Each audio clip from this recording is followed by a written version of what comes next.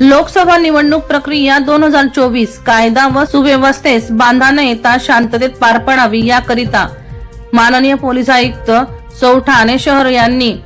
गुन्हे शाखेच्या पथकांना जास्तीत जास्त अवैध शस्त्र, अंमली पदार्थ विरोधी कारवाई करण्याबाबत सक्त आदेश दिले आहेत. सदर आदेशाची अंमलबजावणी करण्याच्या अनुषंगाने दिनांक 18/4/2024 रोजी खंडणी विरोधी पथक गुन्हे शाखा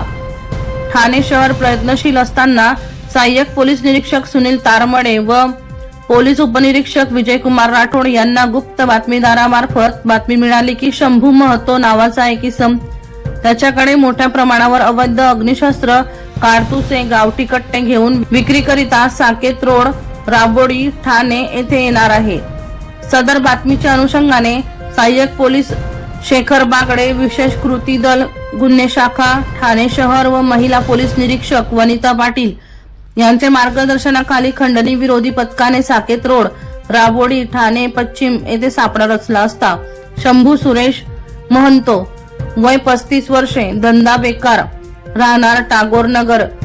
विकोडी पूर्व, मुंबई, मूळ गाव बिहार हा अवैधरित्या अग्निशस्त्रासह पोलीस आयुक्त सौ ठाणे शहर यांनी जारी केलेल्या मनाई आदेशाचा भंग करीत असताना मिळून आला. त्याच्या विरुद्ध राबोडी पोलीस स्टेशन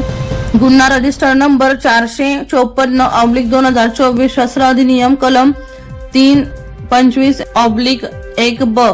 सहाय्यक महा पोलीस कॉन्स्टेबल कलम 37/135 अन्वये गुन्हा दाखल करण्यात आला. लक्ष्मी नारायण वनम यांचा रिपोर्ट, बुलंद पोलीस टाइम ठाणे.